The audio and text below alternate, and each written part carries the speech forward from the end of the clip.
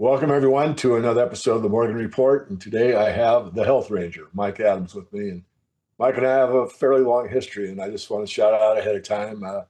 Mike, thanks for all you do on scene and off scene. And I won't go into that because I know you like some anonymity in that case, but you got a big heart. And you're very smart as well. And neither one of us gets it right 100% of the time, but I think we both have enough integrity. When we miss the mark, we tell people, hey, wait a minute, I misinformed you or whatever. So shout outs to you, but we've got a lot to cover today because you really piqued my interest. I called, said, please, Mike, can you come on? Spare me the time. He said, okay, for you. No, I'm happy to join you, David. I'm honored. I know.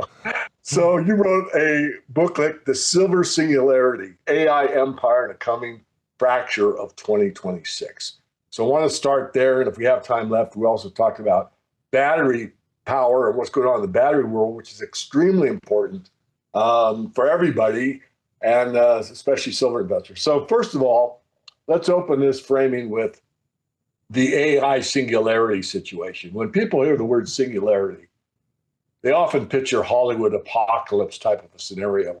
What does the term actually mean in practical terms? Well, it just means the future is arriving faster than we can grasp it, and that you can't keep up with it. That's all. That's really all it means. And we're there with AI and in other areas as well. But with AI, I'm an AI developer and I can't keep up because there are new announcements every week. Like just the other day, DeepSeek launched their own CLI, their own harness for DeepSeek. And so I installed that, running that. In the middle of testing that, then somebody else launches, like Quen launches, 3.7 Max or something. I can't keep up.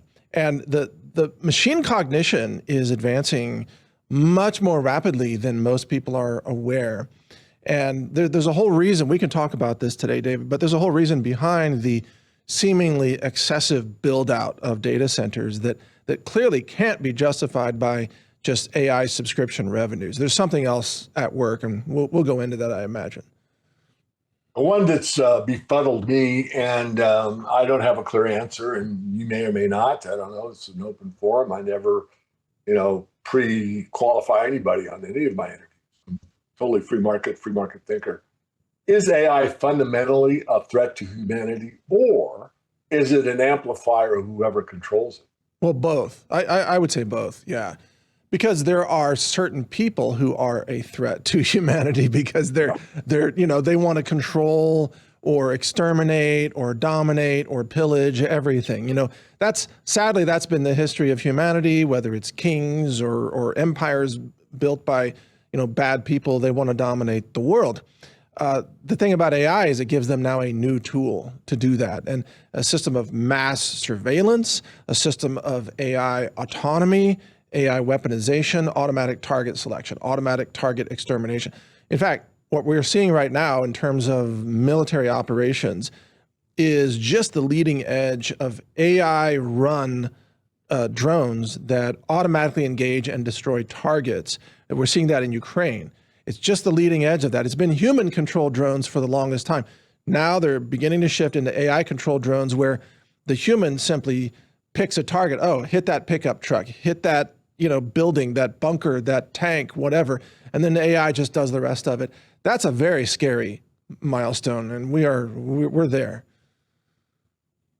You talked about parallel realities emerging. What does that look like economically and socially?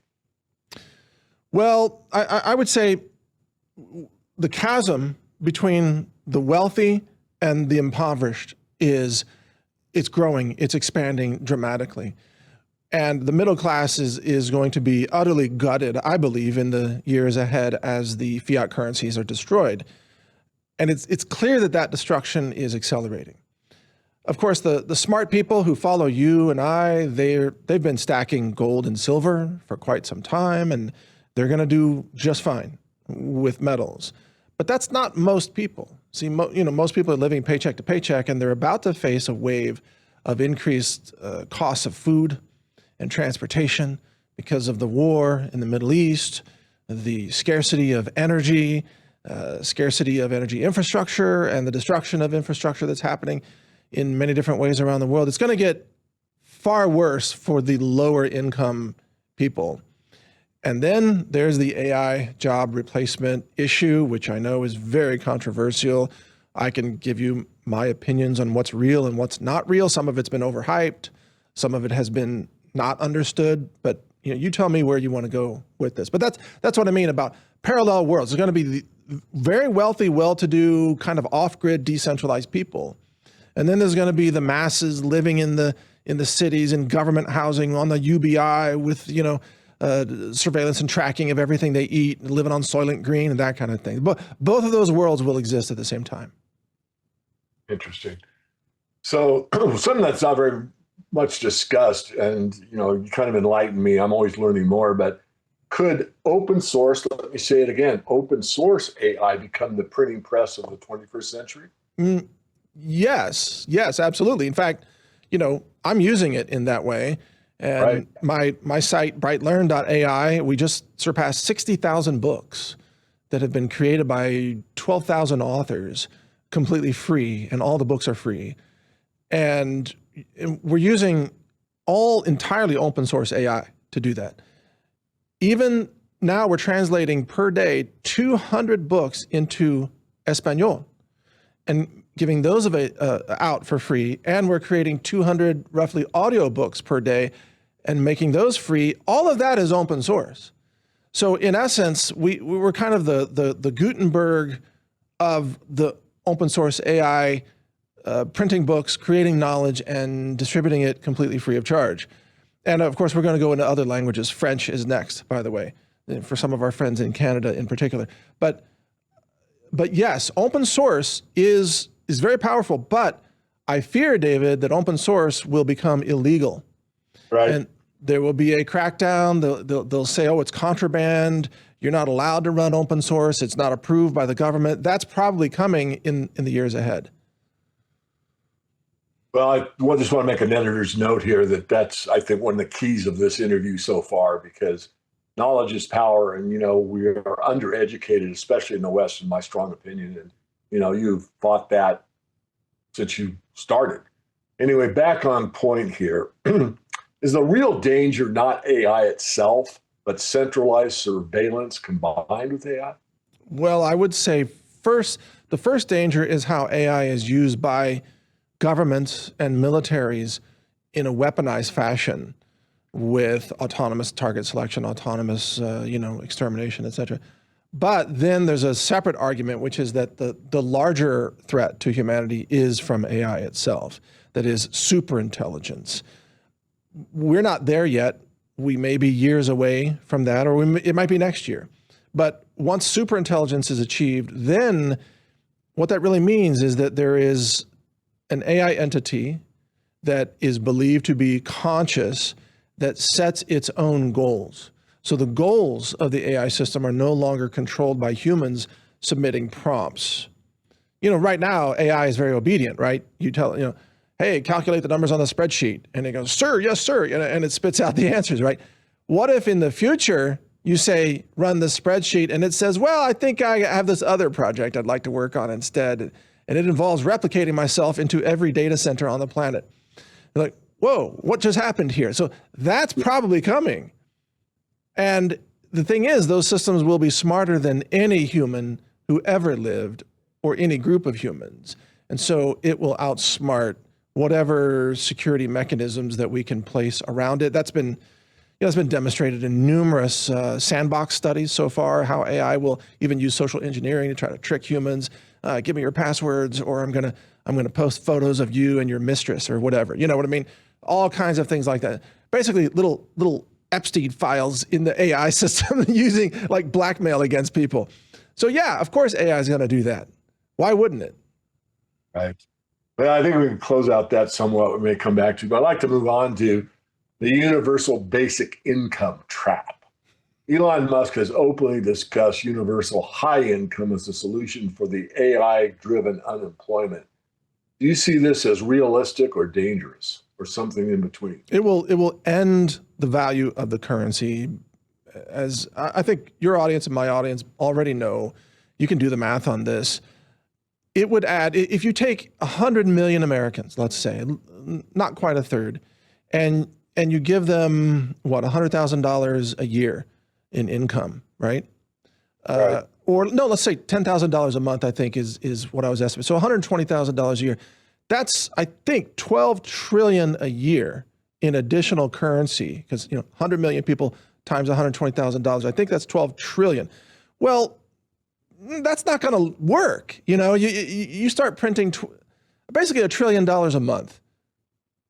Added to the existing almost 40 trillion, it's going to collapse at that point. And even if you give people universal high income, they're not going to be able to afford the goods and services they need to live, because of course that'll all be priced into the price inflation. So I'm not sure why Elon is saying that. I suspect, but this is just my opinion, I suspect that a lot of these AI people, the top developers of AI, they're just saying this because they don't want to tell people the truth, which is that, no, our AI systems are basically going to replace you and you're not going to be needed in this economy, and we don't really have a solution for what to do with you. I mean, that's not a popular thing to say if you're running a public company. So they just tell people, oh, we're just going to pay you money and let you live and spend money and everybody's going to be rich. Okay, yeah, in your fairy tale land, maybe, not in reality. Yeah, I don't want to talk too much, but we did a study, the Morgan Report. Actually, it was a study of a study, and we found that to hit this data center and all electric situation globally, there's not enough minerals on the planet to do. It cannot be done. In fact, for an example, and we went through almost every mineral on the periodic table, but just one copper, I forget the exact number, but it was something like at present mining rates. In other words, how much copper we dig out of the ground per year worldwide, we need something like 300 years worth of copper in order to achieve an all electric, system under the current technology. So I digress. I'll give it back to you. No, that's a very important topic, though. We should talk about that more. Well, that's what I'm going to go into. Okay. I kind of preface my question. So we can print digital currency to infinity, but we cannot print energy or metals. Right. Is that the Achilles heel of the AI economy? The table of elements. The table of elements. And also, energy. So I've interviewed a number of people about some exotic energy systems. One technology called low energy nuclear reactions, right? LENR. Used to be called cold fusion back in 1989. Whether or not your audience believes that cold fusion is real or not, there are companies all around the world, and one in Japan, for example, that has partnered with Mitsubishi. And I think the company is called Clean Planet. That's the English name of it. And they are about to roll out what they say is basically a low energy nuclear reaction system that generates 24 kilowatts of thermal energy on your desk. Thermal energy, it heats water. Turns the water into steam. Steam drives a turbine. Same principle as a coal-fired power plant, whatever.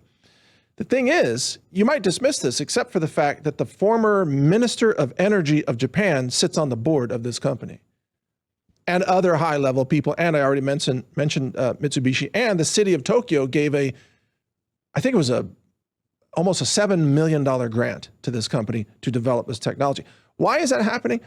Because Japan is realizing it can't count on America's protection to provide petrochemicals out of the Persian Gulf and the Middle East, et cetera. So all over the world, David, there is research into exotic energy technologies that may be able to turn up the dial on energy abundance in a way that we never imagined before. But it doesn't materialize copper out of thin air, or aluminum, or manganese, or cobalt, or anything that's necessary for battery systems, or silver, obviously. So ultimately, the table of elements becomes the constriction on what you plan to do. If you're building out infrastructure, you're building data centers, whatever the case may be.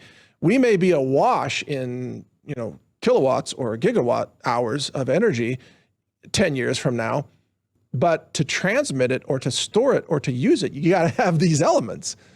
So that's the bottleneck. Why do some elites appear more interested in population reduction than a broad-based prosperity?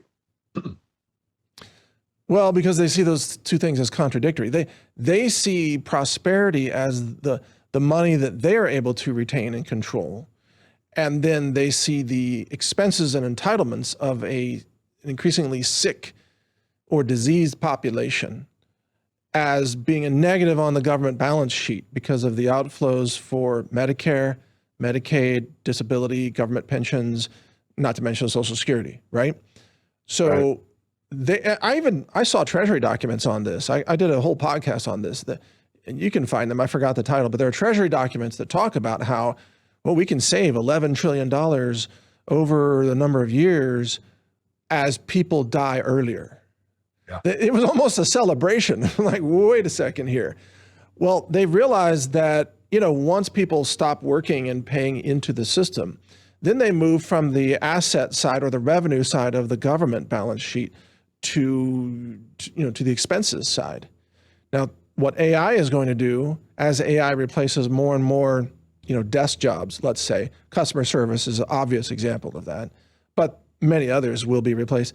Then that's taking people that used to pay taxes into the system and now moving them over to the negative side of the balance sheet. So the kind of people who run governments and control the grant money, control, the flows of money for weapons or medicine or NGOs or whatever, they've got a pretty good scam going. They can always pad their own pockets. But if their money runs out to launder because there's too many other people taking, all the money for the expenses of food or UBIs. I mean, UBIs puts everybody on the negative side of the government balance sheet. Of course they want to get rid of people at that point. Of course they do. And the only place where people they get this totally wrong is they think that, government wouldn't do that. That government has a heart. No, they love you. They want to take care of you. They're like your parents. No, they're not. They don't value life at all, period. Yeah. I will digress. I'll give it right back to you, Mike. But I was thinking about the late, great Harry Brown, who was one of my mentors. And later on in his life, I got to spend some good quality time with him for maybe 2 years before he passed away. But, first statement I heard from him kind of kicked me back, even though I was a libertarian-minded person very early. He says, government is force. Yeah, that really sums it up in one word, but I digress. It's a monopoly on violence. Exactly. Yeah. They force you to do something you wouldn't do on your free will. That's right. How free are you then? Anyway, I digress. I'll come back. I want to get on to chapter 3, the robotics race and the full self-driving. What is the self-driving car actually easier to build than a humanoid robot? Which one do you think is more complex? Wait a minute. Are you asking, is a full self-driving vehicle easier to build than a humanoid robot, or is that okay? The vehicle is easier to build by far because it only has 4 wheels, contact points with the road. It drives in an expected environment that's mostly flat. Hopefully, you're not rolling your car up and down the stairs. Humanoid robots are highly complex, especially bipedal robots. So the dog bots are easier because it's less likely to tip over. You don't have to have such balance and control, or proprioception, as it's called in physiology. But a bipedal humanoid robot that can climb stairs and everything, walk around your house without stepping on your cat, that is a very complex system.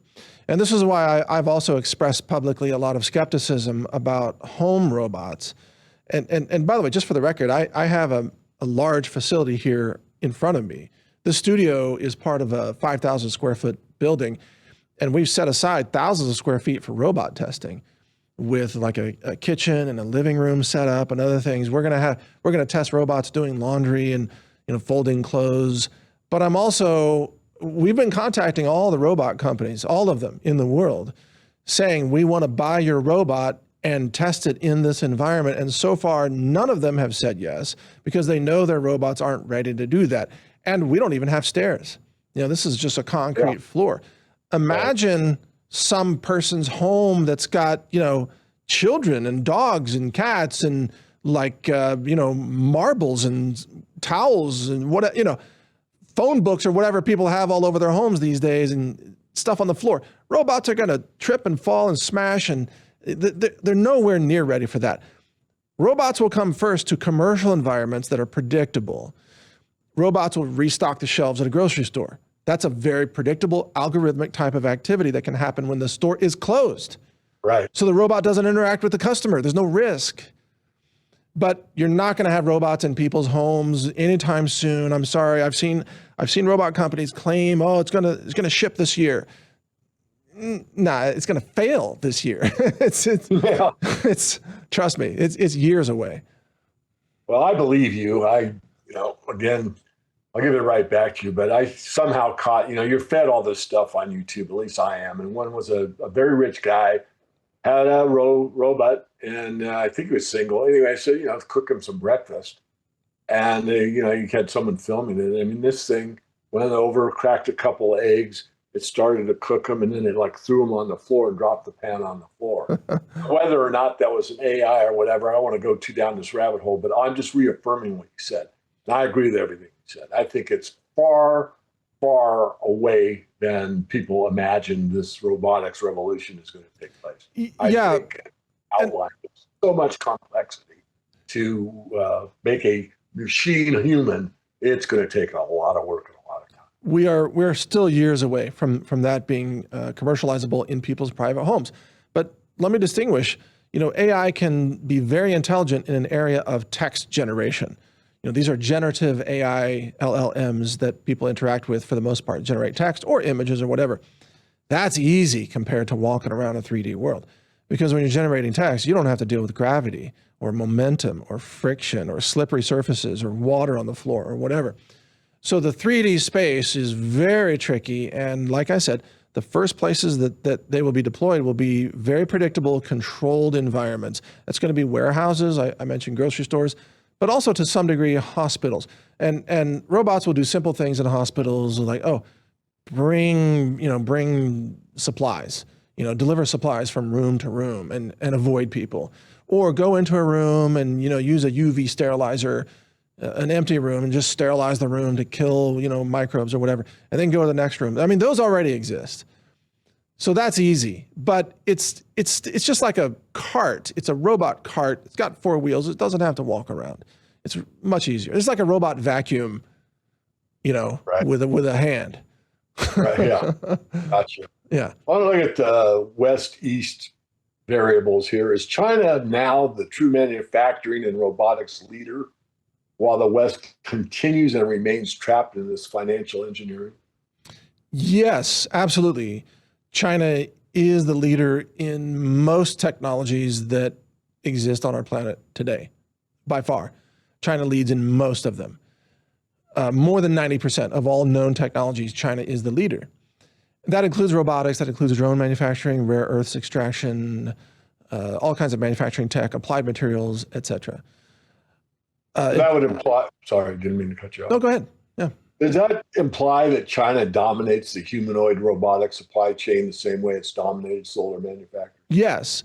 And that dominance, see, here's what's interesting. So Tesla in the US may have the most advanced robot in terms of navigating 3D spaces because they've been able to inherit a lot of that technology from their full self-driving tech of their vehicles.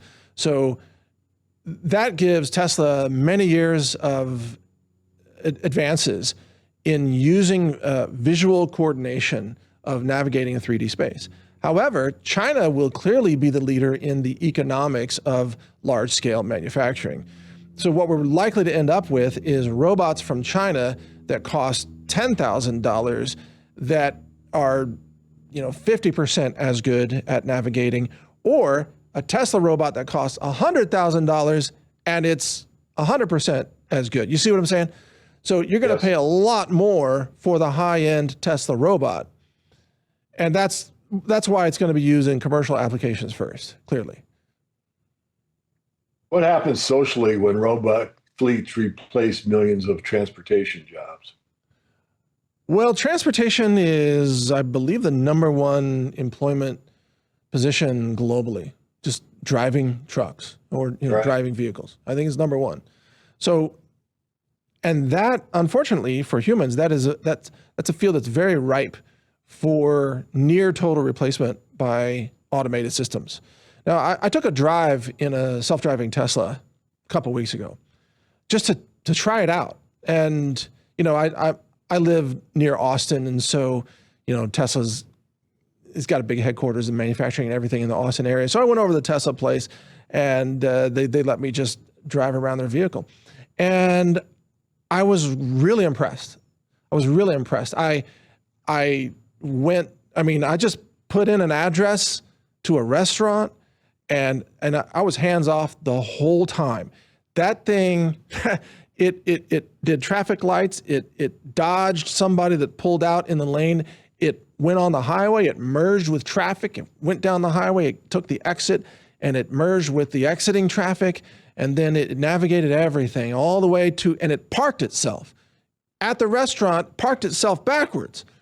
Oh, geez. Right. I was like, oh man, this is pretty good. 5 years ago, I wouldn't have attempted such a thing. I would have thought it was suicide. Now they've nailed it, right? They've nailed it. So doing that on just highways for long distance trucking, that's a no-brainer for Tesla at this point. Tesla's got that nailed. Most of those highways are, pretty straight. Yeah, you got some curves and all that, but I agree. And coming from, the aircraft background I have, the GPS, when GPS started, I was still working with the military, and, we got within, I forget, but like 6 feet, we figured that highly successful. Now it's like 6 millimeters. It's crazy. Yeah, but there's something else, David, that's really important to note about this. You know how Tesla has its new semi-trucks, right? Yeah. And I don't think they're widespread yet. Maybe they're just pilot phase, but they're coming. The holdback on that was the high energy density battery technology. And you know how Tesla has partnered with Chinese battery makers. I think some of their batteries come from either BYD or CATL, C-A-T-L. Well, China, just in the last few months, there's been a flurry of announcements of new battery chemistry that's really revolutionary. One of those companies is called Gotion. It's like the word motion, but with a G. And Gotion announced batteries that can work at minus 40 degrees Celsius, batteries that can cycle 20,000 times. That's 60 years of daily charging. 60 years. What?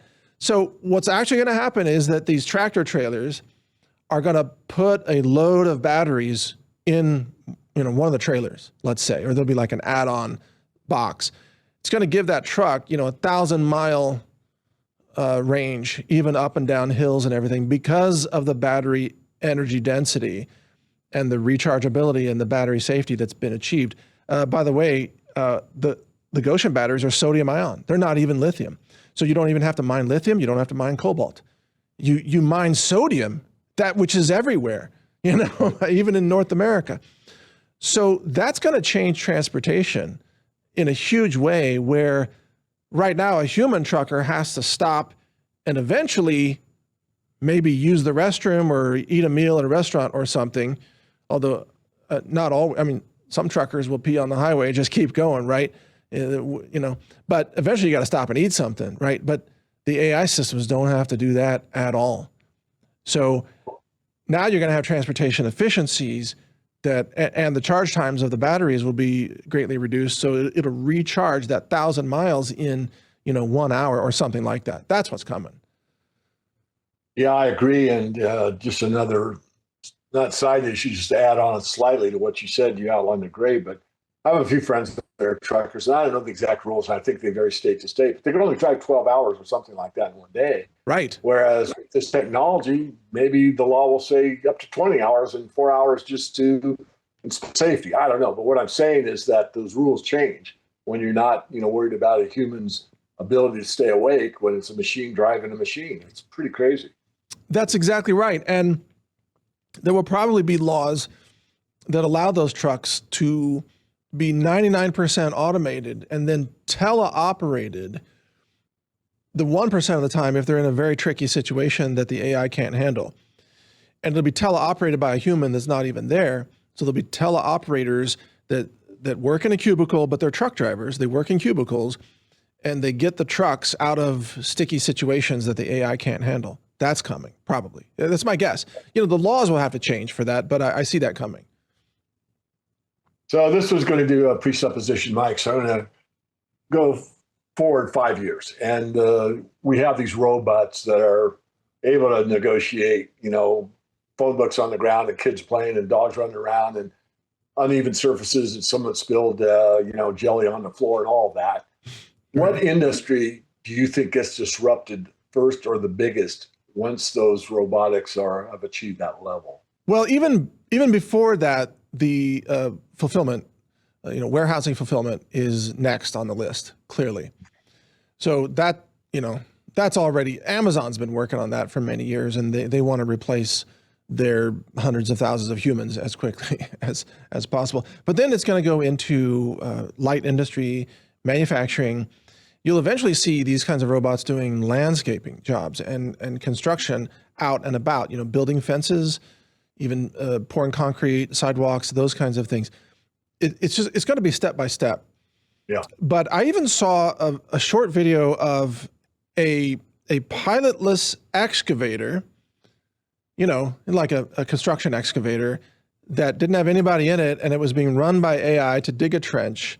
It had been trained by a human on a few hours of human activity. And so it was just an AI-controlled excavator. You're going to see machines being AI-controlled that aren't humanoid. You're going to have like a robot bulldozer. Let's hope it doesn't lose its mind and go the wrong way. You're going to have, AI track loaders, compact track loaders, whatever, any kind of machine you can imagine.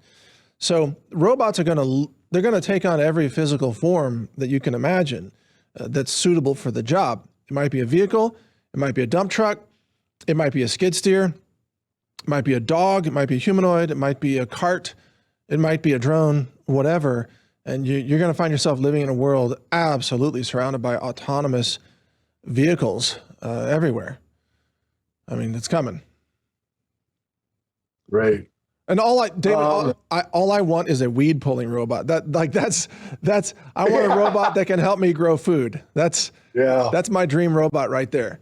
I'm with you on that. I've gardened for about 7 years. I have in the last couple, and I'm lousy at it. I mean, I've gotten better. At least I know what I can do well. And anyway, I don't want to digress too far, but boy, a weed pulling robot. Yeah, that's my dream right there. Weed pulling robot. Well, I want to move on to the fourth area, and that's gold and silver silent revolution. Well, and I'll have to give a shout out to Colin Prume, CEO of Noble Gold, because he wrote a book, Silver is the Next Oil, or something like that. And I proofread it for him and wrote a foreword, I believe. But anyway, you call silver the new oil of the technological age. Why do you name it that? Well, okay, and I don't mean it's consumable in the same way, but silver is consumed as a permanent component of all of these, the circuit boards, the capacitors, the conductor equipment, the inverters. Think about what's happening right now, not just the build out of the data centers, but this oil and energy crisis in the Middle East is causing many, many people to pursue home solar energy. And when you pursue home solar energy, most solar panels have some level of silver in the panel. Most inverters, charge controllers, all of the equipment that's responsible for setting up these systems, silver is an element in all of it. And the thing is, that silver very rarely gets reclaimed. So, solar panels might have a 25 or 30-year lifespan, and some of that's getting longer even with today's technology. But when those solar panels go into the dump, nobody's reclaiming the silver out of those that I'm aware of. I mean, maybe somebody's trying to, but it's currently not economical to do so. It's a very difficult process. Yeah. I'll interject real quickly. Yeah. There was, I think I put it on my X, I don't remember, but there was an outfit that claims that they're able to do it, but they didn't say it's economic. Government can subsidize things and say, hey, take the silver out of these panels, even though it costs, $120 an ounce rather than 80 or where we're at today. But then the government has it kind of force, right? They force you to do something that the free market wouldn't. Free market would not spend $120 to retrieve 80 on it. It wouldn't happen.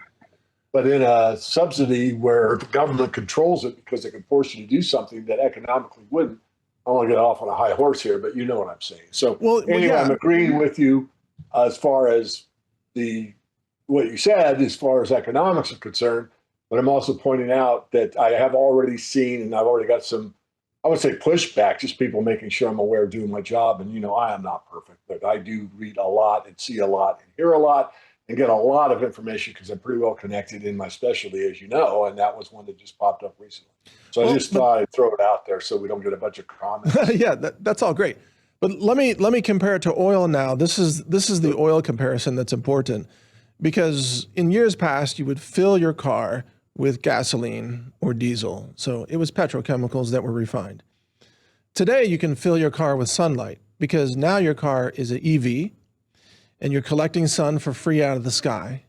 So sunlight is the new oil, but you have to have some amount of silver and copper and probably some aluminum in the process of collecting it. We just mentioned solar panels, in storing it in the batteries, your DC battery bank, and in converting it, because you have your inverters and charge controllers and all of that. So really sunlight is a new oil, but it requires these elements in order to get the sunlight. So right now, a lot of people, in fact, I think I read that Hyundai, which sells EVs in America, their EV sales have gone up 500% month over month compared to last year. Why? People don't want to take the risk of gas going to $10 a gallon. And you can buy an EV right now, and yeah, you can drive around and you can pay for a charging station, which I think is what most people do. Or you can buy some pretty cheap solar panels now. I mean, they're dirt cheap compared to where they used to be. You can set up just like 1 kilowatt of solar panels, put that through a low cost inverter, plug it in your vehicle. You're getting fuel from the sun, man. But to make that happen, you have to have the silver, the copper, these other elements in that hardware. So that's what I mean by that. And it's actually a very smart thing, because more and more equipment is going to go electric, even ranch equipment. In fact, I'm going to be interviewing a company that makes all electric skid steers for ranch and construction use, all electric. They're a company out of Czechoslovakia, I think, or the Czech Republic. I'm sorry, I got to get the terminology correct today, but they make electric skid steers. So no diesel, imagine that. Yeah. All my farm equipment's all diesel. In fact, it's usually leaking diesel, but now I guess it'll just be batteries. So there you go.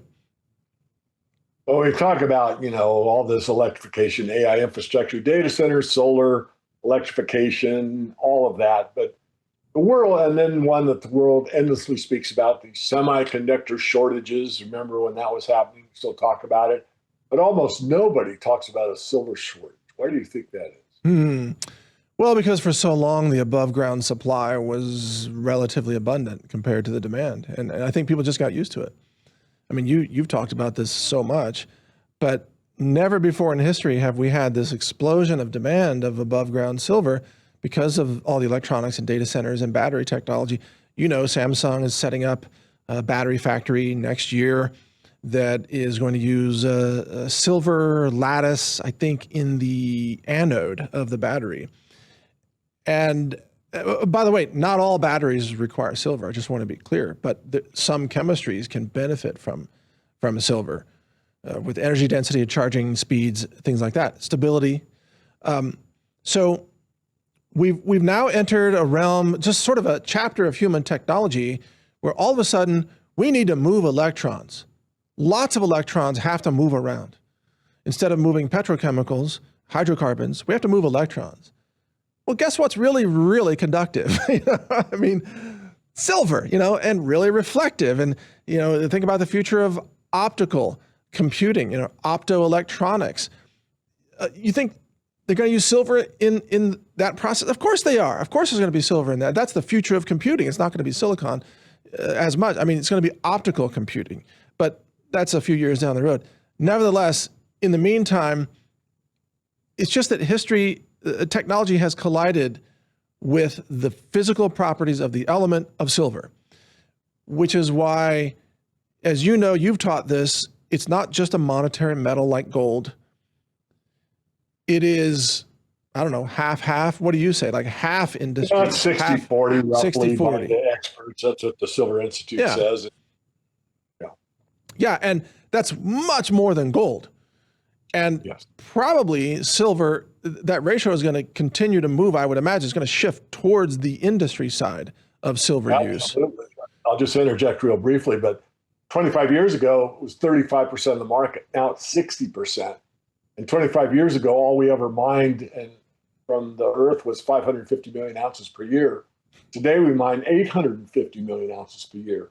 So do the math in your head. It's 60% of 850, whereas before it was 35% of 550. So we're using a lot more silver now, and the trend continues onward, as you said, Mike. Yeah, and also in that time, and thank you for the numbers. I know you're the numbers guy. You keep track of all of this.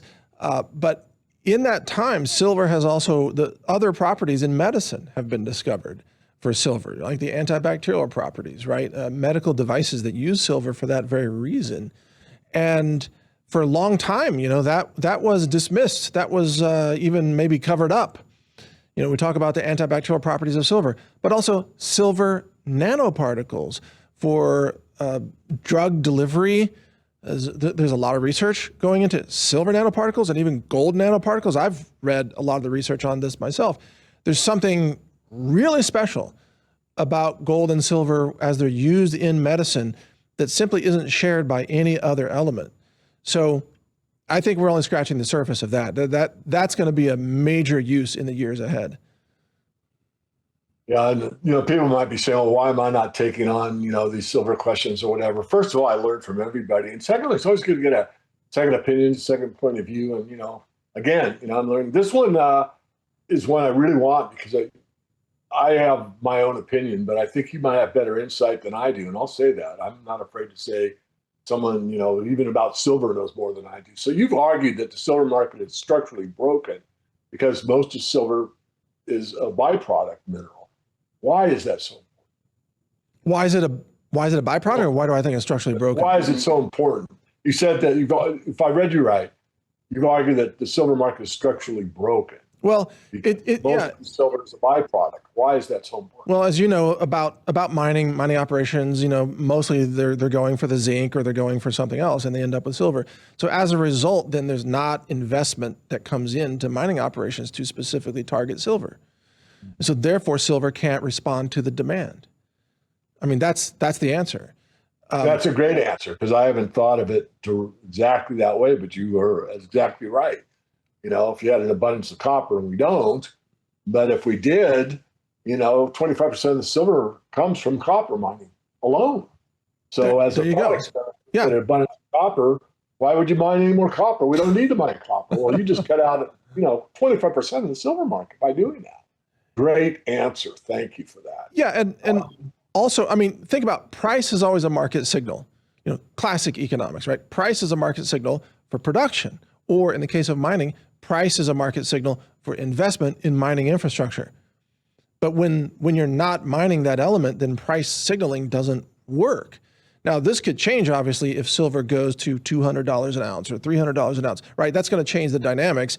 And there are, as you know, there are very few mines that exist that are primarily focused on silver production. But that number, that could increase if the price doubles, triples, continues to climb.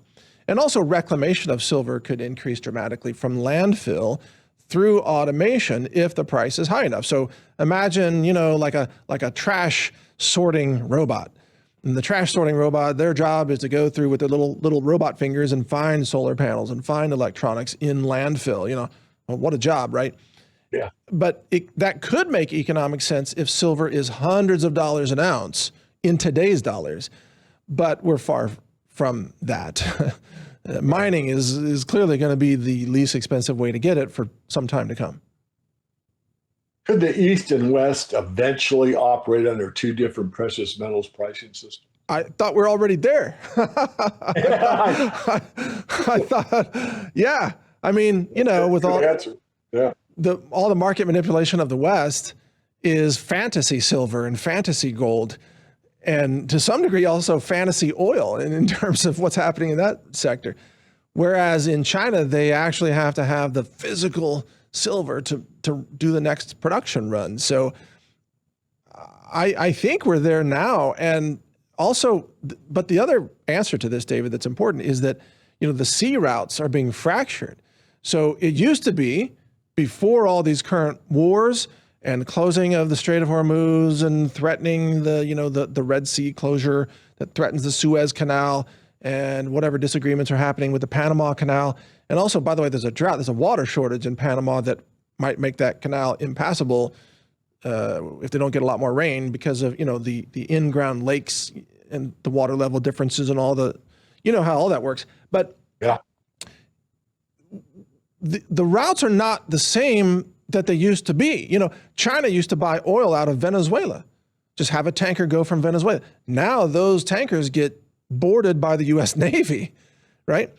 And China, though, is building a massive navy of its own in order to mostly to control what we would call the East, the Southeast Asia, the waters and the Taiwan Strait, but everything all the way down to the Philippines and Australia and all around the Indian Ocean. China wants to dominate all of that. And so what that means is that if you think about the location of the mines around the world, the South American mines, the U.S. is going to control those routes.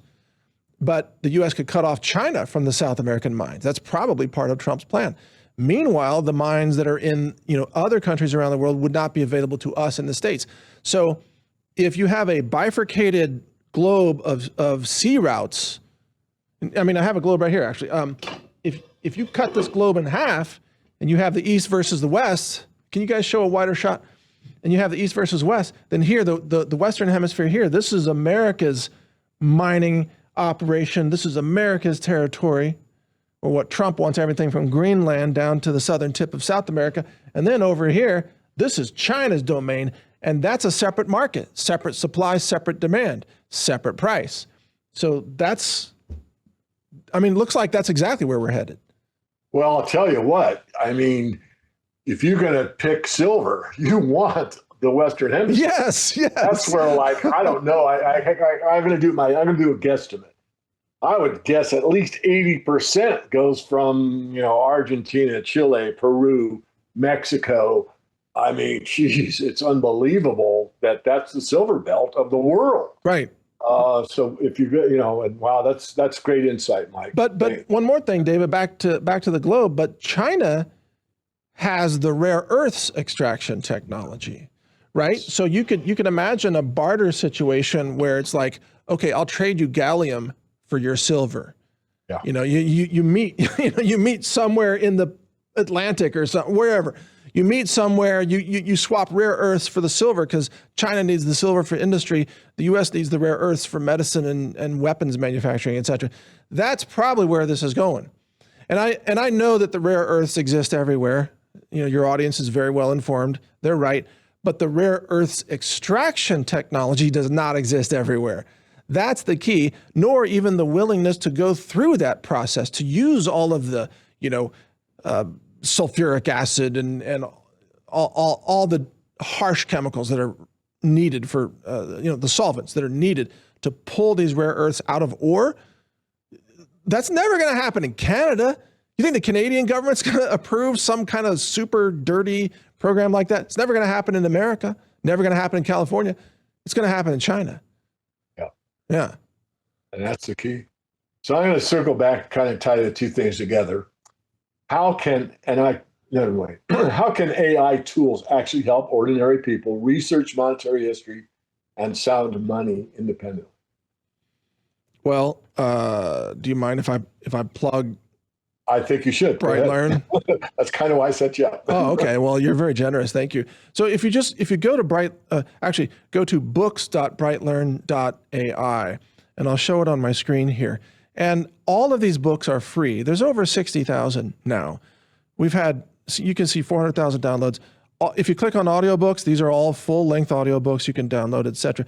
But you can search, and if you search for, silver, let's say, these are how many books we have just on silver that are all free. And some of them are investment books. Some of them are books about, antibacterial properties.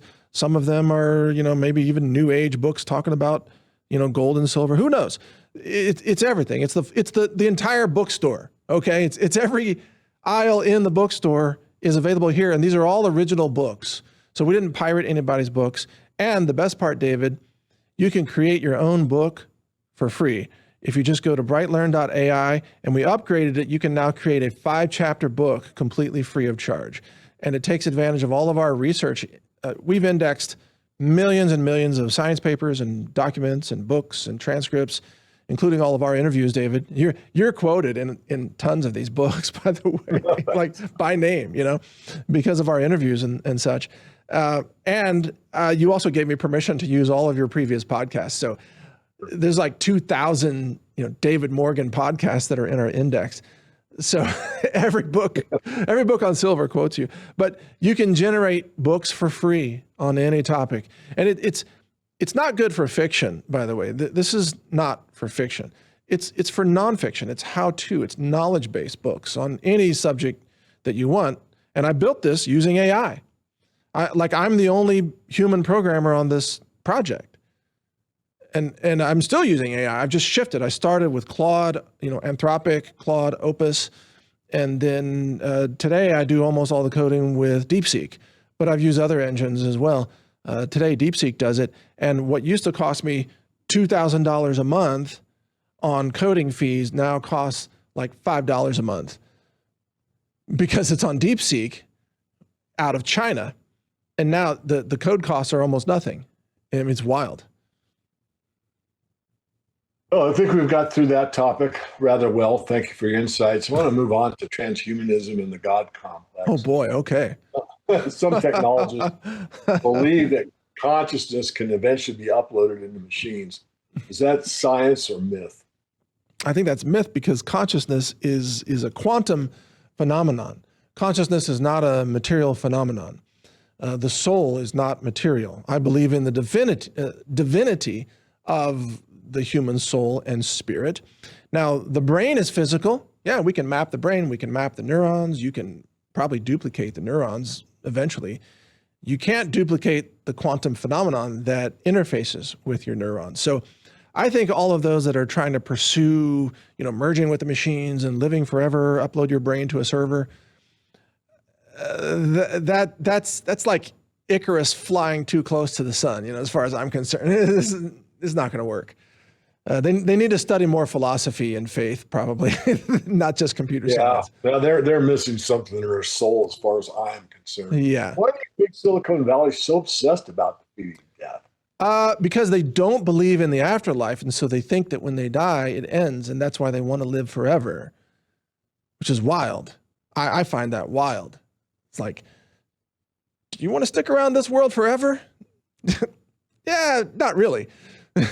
It actually gets boring after a while. It's like the same history repeating over and over again, and humanity never learns. It's like, come on. If we were making progress, it might be more interesting. But where we are right now, it's just okay, new technology, but same old problems, same human failures, same greed-based systems, same inability to respect life. That's just same old stories coming back around. Yeah, not that interesting, really. That's my take on it. No, I agree. I'll add on to that briefly, but I was at the Thrive and Survive event here in Northern Washington yesterday, spoke on honest money for honest people.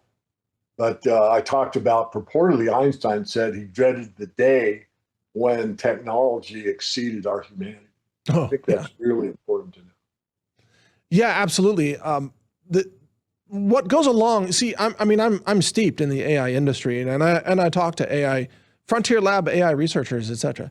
And most of them are, atheists. They don't believe in any kind of spiritual reality, and many of them are terrified of death, and which I'm not at all. But they think of their AI systems as their gods, and they're trying to create gods. And in fact, I have an explanation of what the data centers are actually for, which is to create AI gods through 3D simulated worlds. We can go into that if you want, or we can skip it. But they want to spawn or invoke their AI gods, which would be super intelligent beings, and then bring them into this world to embody our data centers because they think that will be their savior. And they talk like this. That's pretty frightening in my point of view, what they want to do. they're trying to, give birth to gods in an alternate simulation dimension. Really, I mean, this isn't science fiction anymore. It sounds like it, but it's not. Would you say that this God complex emerging is because technological power is replacing moral development? Yeah.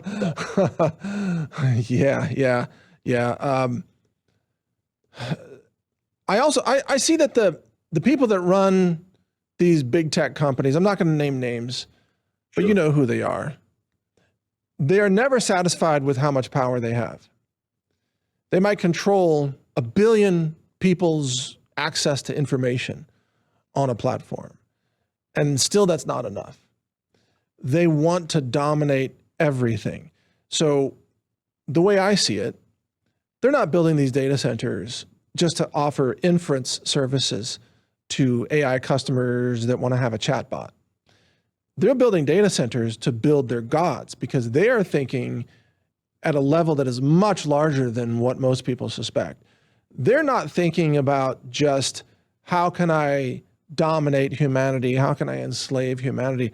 They're thinking about how can I control this first, the sun, the solar system, the cosmos. How can I convert, a planet into energy to power my AI orbital construct? Because they want to transcend the cosmos. They want to be the creator. They want to become gods.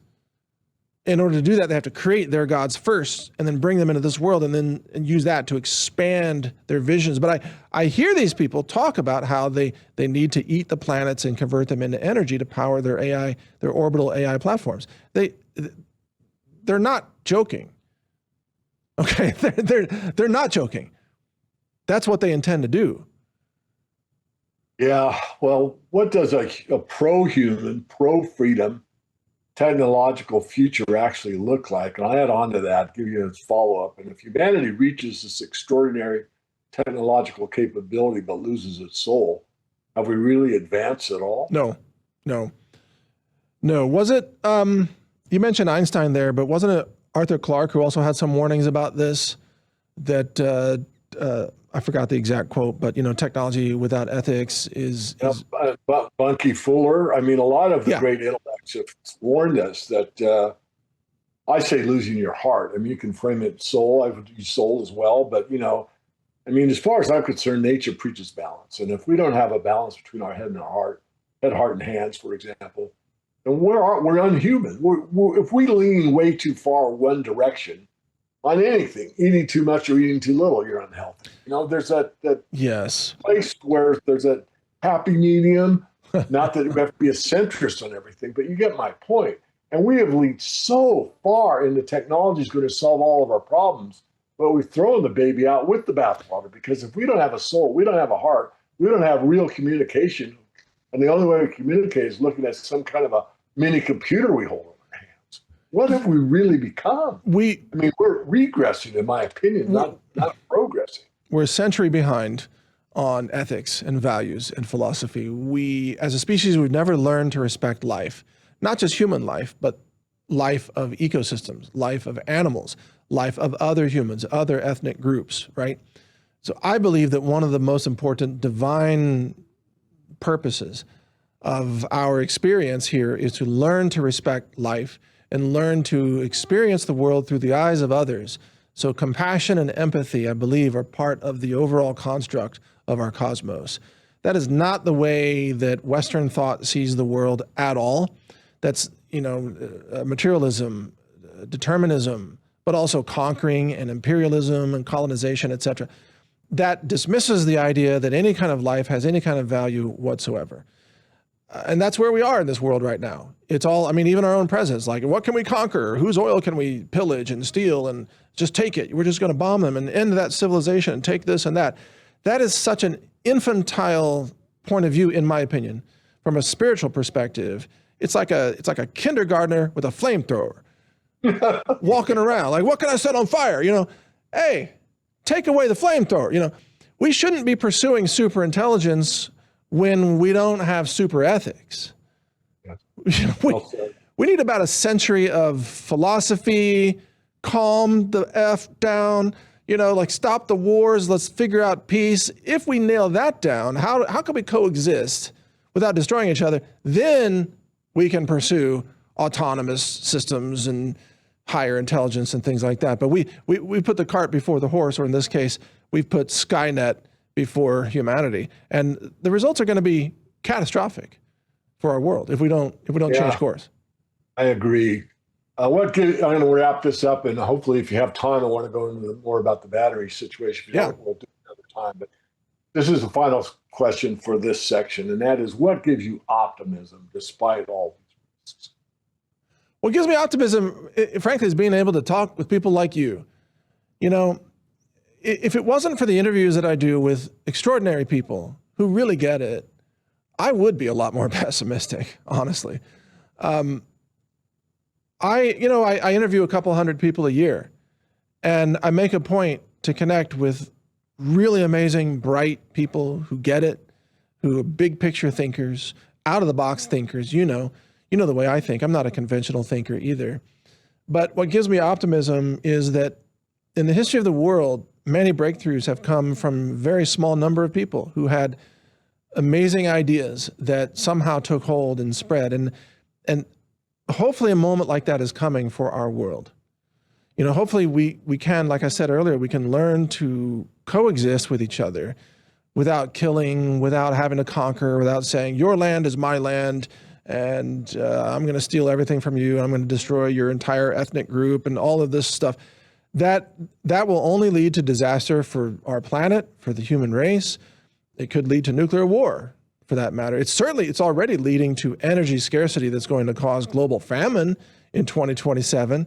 That's already baked into the picture. That's a lot of suffering. It's all unnecessary. So what gives me optimism is that there are enough people that still see the big picture, that there's a potential for changing in a positive way. Well said. Well, what got me interested is, of course, what we just outlined, but what really perked my interest was what you did in the battery situation. And I read it and I wanted to interview you on that. So thank you again for your time.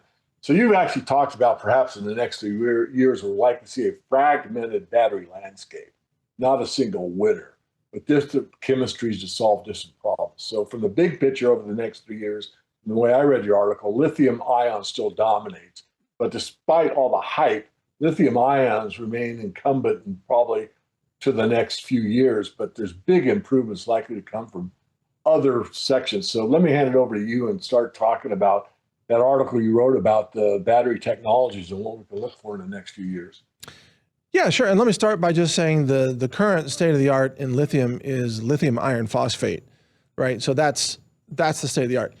But as I mentioned earlier, it's almost every week there's some new announcement of either battery chemistry breakthroughs in the lab or battery manufacturing breakthroughs, usually with some laminate technology that's layering different materials layered one on top of another in a semi-solid fashion in some cases for batteries that are not quite solid state, but also not the old sloshy lead acid liquid that we used to see. So battery technology is going to change the world because we're just on the verge of orders of magnitude increases in energy density, where the old lithium batteries used to be 175 watts per kilogram, or watt hours, per kilogram. And now the new ones, some batteries are saying they're up to 400 even with some solid state battery tech. And I heard one that's talking about 900 with some very exotic technology. So that's going to continue to increase. But more importantly, the economics of battery storage will be reshaped dramatically with the large scale manufacturing of sodium ion battery chemistry. And I already mentioned that one company, Goshen, they already have 2 major manufacturing lines that they're scaling up for gigawatts per year of throughput beginning in the 4th quarter of this year, 2026. That means by the summer of 2027, you'll be able to buy their batteries for your home energy storage, or if you're a car manufacturer, you'll be able to integrate those through engineering into car batteries, which means that car batteries are going to drop in price big time. You're also eliminating the dependence on cobalt or other types of elements that come from conflict areas, or slave labor areas, countries in Africa, for example, or conflict areas, with the sea routes that we've been talking about. If you can source sodium domestically, and you can make sodium ion batteries, or you can make sodium sulfur batteries from common materials, and those kinds of breakthroughs are happening, then you can achieve economies of scale in battery manufacturing that change the entire equation for everybody, for off-grid living, for energy storage at the grid scale, as well as powering electric vehicles and recharging those electric vehicles. So what I see coming, David, is the world, well, actually, let me say it in a dramatic fashion. I think that the oil flows that we saw in 2025, that's peak oil forever. We will never return, because of the war, we will never return to the oil flows that we had before February 28th of this year, when the US attacked Iran. Not just because of the Persian Gulf situation, which affects like 15 to 17% of the oil flows of the world, let's say, and a higher percentage of natural gas, but because the emerging technology gives people an option to move away from hydrocarbons for lots of things. Now, solar energy doesn't create nitrogenous fertilizer, so we still need natural gas to create ammonia, urea, fertilizer, et cetera. There's always going to be a market for some kind of petroleum. You're going to need the helium byproduct of gas farming, et cetera. You're going to need polyethylene from hydrocarbons. That's always going to exist. But you're not going to need hydrocarbons for much energy as the battery technology becomes economically such an obvious win that everybody says, why am I still burning oil? I mean, David, right now, I did the math on this. You buy an EV right now, that thing costs 1/3 to 1/4 to operate per mile compared to a gasoline vehicle. Think about that. And that's not gas at $10, which it may hit. Right. At that point, I mean, the economics just become, you'd be crazy not to have an EV at that, unless you have really long ranges, but that's going to be solved in the next 2 to 3 years with this battery technology. So transportation, which is a major consumer of hydrocarbons, transportation is going to shift over the next decade strongly to battery systems, strongly, to the point where transportation may be one of the lowest uses of hydrocarbons, by 2036 or something like that. So I think, go ahead. I'm sorry. In my notes, I made a note that sodium ion batteries are for real, the advancement as you just outlined for us, but it's not a silver killer, I said. No. Where silver actually fits. It's not usually the primary energy storage material inside most batteries, but it's very much tied to like the top tier. I mean, pacemakers, hearing aids, that type of thing, medical devices. Silver's the best energy density, reliability. I mean, the last thing you want if you've got a pacemaker is for your battery to quit.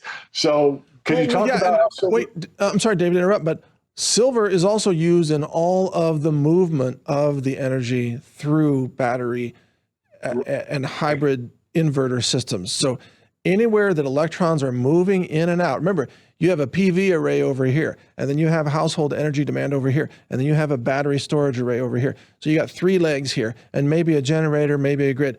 That's all got to get translated through this hybrid inverter, let's say. That inverter's got silver in it.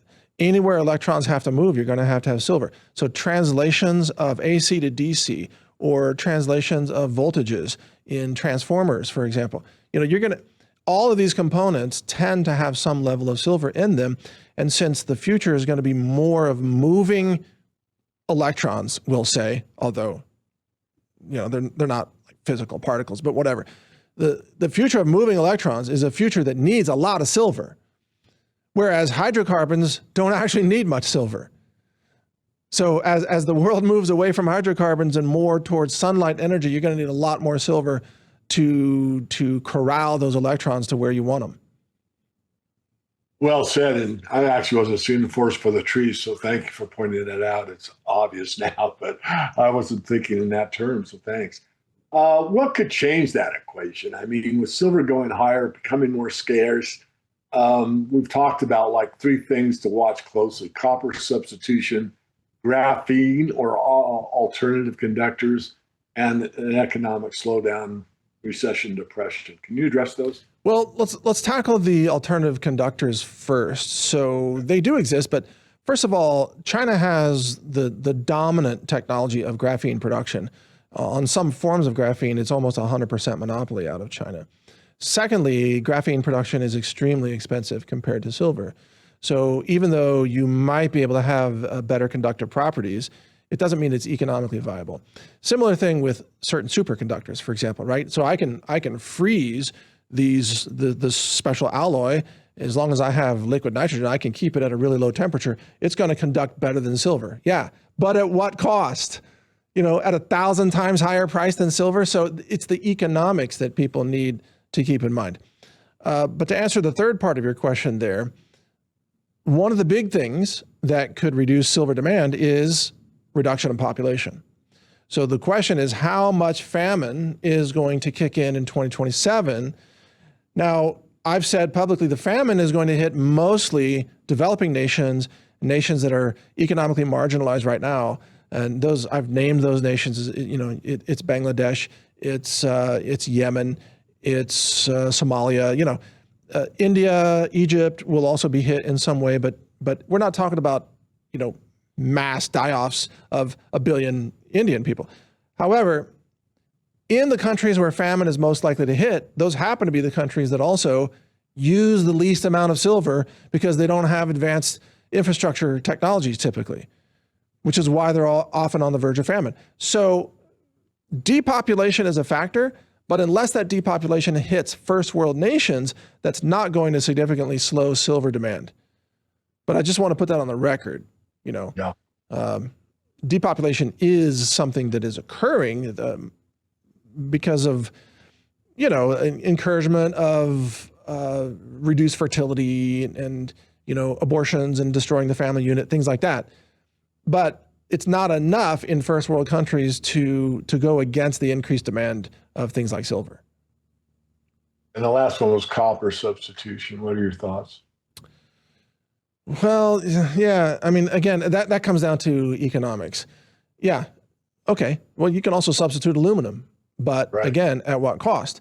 And, what changes do you have to make to all your wiring and all the physical sizes of of where the wires connect?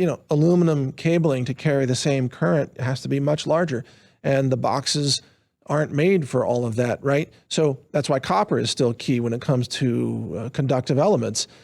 But substitutions, I see it as an economics question.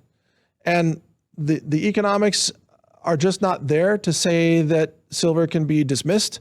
Silver is always going to have a role. Now, granted, advanced technology will allow companies that make solar panels, for example, to reduce the copper mass that they put into a solar panel. Yes, that's true. But can they eliminate it? Not without paying a huge price in terms of energy density per square meter that the solar panel covers. If you want to make solar panels without silver, they suck. They just, they're just not very, you only have so much roof space. You got to collect maximum amount of wattage from the sun. And if your solar panel efficiency drops from 21%, to 16%, boom, you've given up a fifth of your productivity. And that's not going to work for a lot of people. So it's economics. So I covered the article fairly well, Mike. What would you like to add on or say if I missed anything, and kind of summarize what we talked about and talk to people about naturalnews.com and brightvideos.com and Brighteon and all that you've done and currently do? Well, thanks for the invite, by the way. I always enjoy these conversations with you. But I would say that the one thing that we didn't really cover is the fact that I believe that fiat currencies are going to fail, especially Western fiat currencies, because the West does not have the dominant infrastructure, the dominant military force, the dominant intellectual position that it held post World War II that gave it the dominant currency. Currencies can't just exist by themselves unless they're backed by a dominant nation that has to excel in all these areas, which traditionally has been physics and science and mathematics and military power and domestic infrastructure, productivity, industry, GDP output, et cetera. The US is beginning to really lag in all those areas. And I know you could argue, well, our GDP is really strong. Yeah, but I don't count a lot of that stuff. Your GDP of prescribing diabetes medications, like that's not producing anything. Your GDP of your financialization economy, it's not producing anything. Like shuffling paper doesn't count in my mind. I'm talking about countries that produce real things. And if you count it that way, the US is lagging far, far behind. So when these currencies become weaker and weaker, as all, it's happening every day, of course, then metals as a monetary savings device becomes absolutely critical. And the only, to transition into the post-Western currency collapse system, you will need metals. Metals will bridge you into the next system, whatever that system happens to be after this current system, craters. However, there's one thing in the very long term, we're not close to it yet, but in the very long term, David, I believe that kilowatt hours will be currency. And what I mean by that is that the battery technology will eventually get 3 or 4 orders of magnitude better. You'll be able to carry gigawatt hours of energy in your pocket, which sounds dangerous perhaps, or maybe megawatt hours in your pocket. But there'll also be sort of tokenization of that, I would imagine, but you will buy and spend in energy units. Like that is, see, even as gold and silver, represent real store of value because they are physical elements. Gold and silver themselves don't do work, right? They're usable in industry. They have all these properties that are amazing. So they always have value and they're beautiful, but they don't do work. Kilowatt hours do work. Kilowatt hours run your refrigerator, your air conditioner, your factory. They recharge your robot, your drone, your EV, etc. Ultimately, currency, and this is way far ahead. This is like 2075 or something. But that is if humanity survives that long, I should be clear. But ultimately, currency, I see it as being kilowatt hours in your pocket. And then at that point, there will be no dollars, there will be no fiat currency. And if there's a central bank, it'll just be like a fusion power plant. We print kilowatt hours by creating them through fusion. That'll be the currency. And that's also the scarcity built in because it takes effort to create energy. So anyway, I just want to put that out there long term. But before that sci-fi future happens, the best store of value is gold and silver. Long term, it might be energy, but that's perhaps way beyond our lifetimes. For the very few people that don't know you from my database, tell them how to reach you with natural news and some of your other websites. And don't forget to mention the brightanswers.ai. I think that's a gift to all of us. So thank you. Oh, yeah. Thank you. Yeah. So brightanswers.ai is our AI engine. You can ask it anything. It uses our interviews that we've done, David, as part of the research base for all the answers. And it uses millions of science papers and books and things like that to research the answer. So that's free, brightanswers.ai. You can follow my work either at brightvideos.com or naturalnews.com. And David, before I let you go, I'm curious about your reaction to what I just said about kilowatt hours being currency in the future. What do you think about that? Well, I've been on that kind of, not exactly, I came to an epiphany, I don't know, probably 15 years ago because, I'm not narrow-minded at all. I'm very open-minded, but you get locked into kind of like the monetary history. Money, money, money. Money makes the world go round, okay? That's a pretty common adage. It's really not true. Energy makes the world go round. And I was doing some research on the topic of what the future scenarios might look like. One came up from a BBC docudrama on oil crisis in the Mideast. And the guy says, well, people think world runs on money and that sort of thing, but it doesn't. He was playing the part of the Minister of Finance in the UK. You said it runs on energy. Yeah. And for the most part, that means oil. And I had a boom. Of course, I've misjudged this thing. You can't, money's a way to control energy. Without energy, nothing happens, just like you said. So first of all, let me lay that out there because that's extremely important for everybody to understand. And then that is like the purest form of commerce, is getting down to what runs the world. It's energy. I mean, if you go back, I don't know if you watched The Lost Century by Stephen Greer, and I'm not I'm neutral on him. I don't know that much about him, but that Lost Century was mostly not about UFOs. So there's a little bit in there. It was about all of these technologies that are free energy based or getting more energy out of something, more output than input. And that type of thing. I think, had very good documentation on several of those. And it really got me thinking again, energy, energy, energy, and how much perhaps it appears to me it has been suppressed where we've had these breakthroughs come through and the oil companies come along and buy the person out or take over their company or, pay them to go away or that type of thing. So I'm a bit of a tangent, but Mike, you are straight on as far as I'm concerned. I think that's the most important way to actually transfer true wealth is through energy. Yes. Here's a way, I'm a speed cuber, but imagine that this Rubik's Cube could store an unlimited amount of energy. Let's just say it's a magical energy battery, but let's just say it could store an unlimited amount of energy. And I could tie it into a bunch of solar panels, let's say, or a wind farm or whatever, and I could just keep charging it day after day to the point where it's storing, megawatt hours, gigawatt hours, terawatt hours of energy. I could take this cube and I could go to a developing nation that's suffering from famine and has unfarmable dry land, but it has coastline. I could plug this cube into a water desalination plant. I could turn that country into an abundant, wealthy farmland with healthy people with just this. Exactly. Because energy solves the problem of water. Energy solves the problem of industry. Energy solves the problem of food, making food affordable, transportation, even AI inference.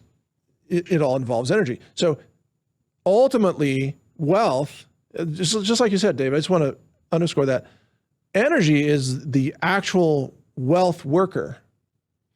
And isn't it interesting that we get energy free from the sun? Yeah, right. Yeah. So photosynthesis, not many things. Yeah. And even the oil was created by Mother Nature and God, right? So what does it tell you? That God actually wants us to be abundant and wealthy, and that scarcity is an artificial construct that was created by our governments in order to keep us poor and keep us controlled. That's what I'd like to end with. Well, if you don't mind me, and I'll give you the final word, but that just hit my heart. And that's, the basis of silversunrise.tv was. I flipped it upside down. Instead of being in a scarcity mindset, what if we were in a wildly abundant, infinite universe, Oh, yeah. everything for everybody all the time type of a mindset? Then they wouldn't have much control over us, would they? Well, exactly. And that's what we were born to inherit, is a world of natural abundance. As I said, all the scarcity is really artificial. And also, by the way, unlimited energy would allow you to get all the copper you need, or all the silver you need, or all the water you need, all the food crops that you need. Energy solves all of that, and it's energy scarcity. OPEC, let's set the price, or your power grid, let's set the price. Energy scarcity is what keeps people trapped in cycles of poverty. Gold and silver are just a way to store the financial product of your work as a transition into a future of energy eventually. Again, it may not happen in our lifetimes, I want to be clear, but that's the future that humanity deserves if we don't screw it up. if we don't destroy the world before then. All right. Well, thank you so much. I've always enjoyed our conversations, I'll call them. Me too. Thank you, David. It's an honor to know you. Appreciate you.